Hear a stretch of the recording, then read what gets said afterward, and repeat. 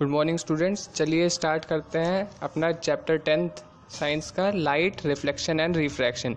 तो सबसे पहला टॉपिक है लाइट। तो light is that form of energy which make sensation of vision in are eyes. मतलब जब कहते हैं लाइट पे एक जब टकराव होता है, रिफ्लेक्ट करती है, और जब बॉडी लाइट पड़ती है हमारी आंखों पे, तो जो सेंसेशन इफेक्ट होता है हमें, जो एक हमारा सेंस ऑर्गन फील कराता है, वही एक कहते हैं। और ये फॉर्म ऑफ एनर्जी है, ठीक है। जैसे थर्मल होता है तो हीट होती है ना, वैसे ये लाइट भी एक फॉर्म ऑफ एनर्जी है, ठीक है।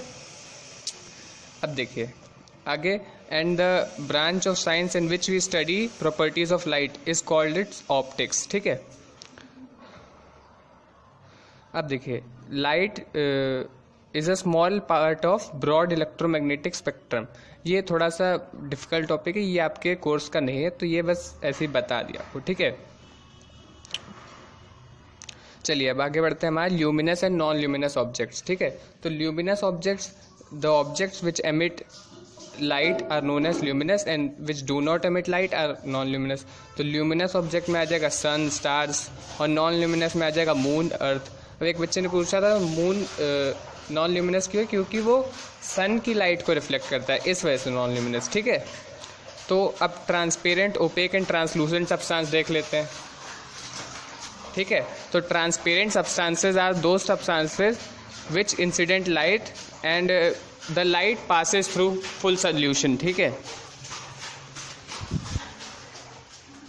सब्सटेंसेज विच जिनके थ्रू लाइट पास कर जाए, ठीक है, डायरेक्टली पूरी तरीके से, ठीक है।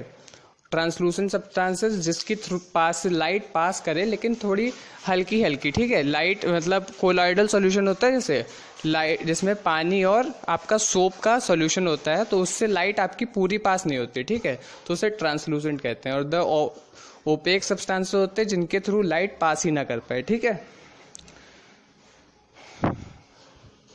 अब इसके बाद हम आ जाते हैं अपना What is reflection of light? तो the bouncing back of light in same medium after striking is called reflection of light, ठीक है।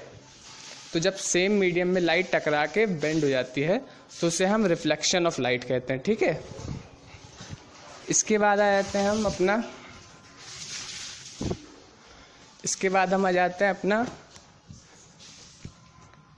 हाँ, जो रिफ्लेक्शन अकर होता है वो अगर आपकी सरफेस स्मूथ है तो बहुत बढ़िया होता है, ठीक है, और भाई रफ होगा तो मुश्किल होता है। ऐसा क्यों? क्योंकि भाई देखिए, जब कहते हैं आप रोड पे चलते हैं तो अगर आपको एक अच्छी रोड मिल जाए, सीधी साफ, तो हाईवे जैसी, तो एकदम बढ़िया गाड़ी चलती है।